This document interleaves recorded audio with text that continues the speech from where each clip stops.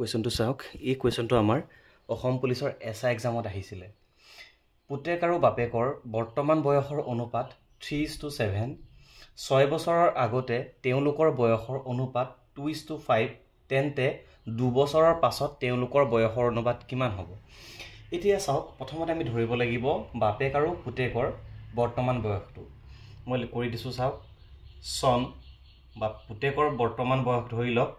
চাওক বৰ্তমান বয়সৰ অনুপাতটো দিয়া আছে কিমান পুতেক আৰু বাপেকৰ 3:7 গতিকে পুতেকৰটো ধৰি লওক 3x আৰু বাপেকৰটো ধৰিব কিমান 7x এটো হৈছে পুতেক আৰু বাপেকৰ বৰ্তমান বয়স তাৰ পিছত কৈছে কি 6 বছৰৰ আগতে তেওঁলোকৰ বয়সৰ অনুপাত 2:5 আছিল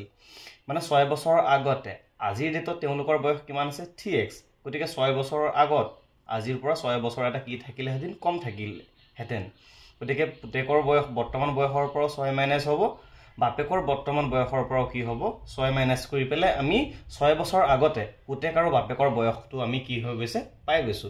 তাৰ পিছত কি কৈছে 6 বছৰৰ আগতে তেওঁলোকৰ বয়সৰ অনুপাত 2:5 মানে পুতেক আৰু বাপেকৰ যেটো বয়সৰ অনুপাতক আমি ভগ্নাংশ আকাৰত লিখিব পাৰো কিমান দিছে 2:5 2:5 গতিকে 2/5 নিশ্চয় বুজি পাইছে মানে আমি অনুপাতক ভগ্নাংশ আকাৰত লিখিলে আমি এনেকৈ লিখিব লাগে পুতেক আৰু বাপেকৰ বয়সৰ যেটো অনুপাত আমি ভগ্নাংশ আকাৰত লিখিছো এটো হৈছে পুতেক এটো বাপেক 6 বছৰৰ আগতে কি আছিল পুতেক আৰু বাপেকৰ বয়সৰ অনুপাত 2:5 আমি ভগ্নাংশত লিখিলে কেনেকৈ লিখিম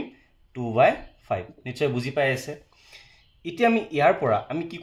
কৰিব লাগিব পুতেকৰ বৰ্তমান বয়সটো উলিয়াই লওক ঠিক হেদৰে বাপেকৰো বৰ্তমান বয়সটো উলিয়াই লওক এটা আমি ক্যালকুলেট কৰি দিও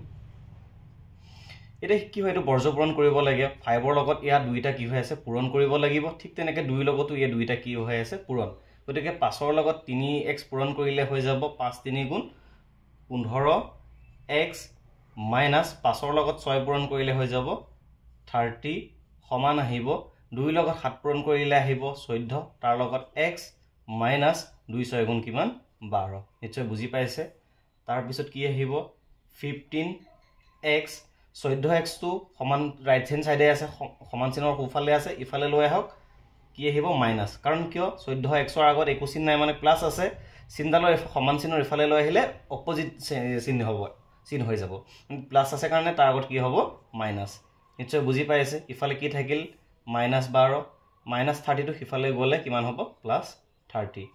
গতিকে ইয়াৰ পৰা আমি কি কৰিব পাৰিম 15x ৰ পৰা যেতিয়া 14x গুচি যাব তেতিয়া অনলি x থাকিব সমান 12 টকা ধাৰ আছে আৰু 30 টকা জমা তেনেহলে আমাৰ হাতত কিমান থাকিব 18 জমা থাকিব নিশ্চয় ইমানখিনি লাগে বুজি পাইছে তাৰ পিছত আমি পুতেকৰ যেটো বৰ্তমান বয়স ধৰিছিলো কিমান 3x আৰু বাপেকৰ কিমান আছিল 7x গতিকে হেতু উলিয়াই লওঁ পুতেকৰ তেনেহলে বৰ্তমান বয়স হ'ব 3x 3 * x গতিকে 3 লগত 18 পূৰণ হ'ব পুতেকৰ বৰ্তমান বয়স সনৰ বৰ্তমান বয়স কিমান হ'ব 3x আছিল গতিকে 3 লগত x টো কি হৈ আছে পূৰণ x ৰ মানটো আমি গম পাইছো 18 গতিকে 3 লগত 18 পূৰণ কৰিলে কি হ'ব 54 নিশ্চয় বুজি পাইছে ঠিক হেদৰে ফাদাৰৰ FATH এৰ ফাদাৰৰ বৰ্তমান বয়সটো কিমান হ'ব ফাদাৰৰ যেহেতু বৰ্তমান বয়স 7x ধৰিছো গতিকে 7 ৰ লগত x পূৰণ গতিকে 7 ৰ লগত 18 পূৰণ হলে কিমান হ'ব 126 হ'ব নিশ্চয় বুজি পাইছে তাৰ পিছত আমাক কি কৈ আছে কোৱেশ্যনটোত 2 বছৰৰ পাছত তেওঁলোকৰ বয়সৰ অনুপাত তেনেহলে পুতেকৰ বৰ্তমান বয়স গম পালো 54 2 বছৰৰ পিছত কিমান হ'ব যোগ 2 হ'ব মানে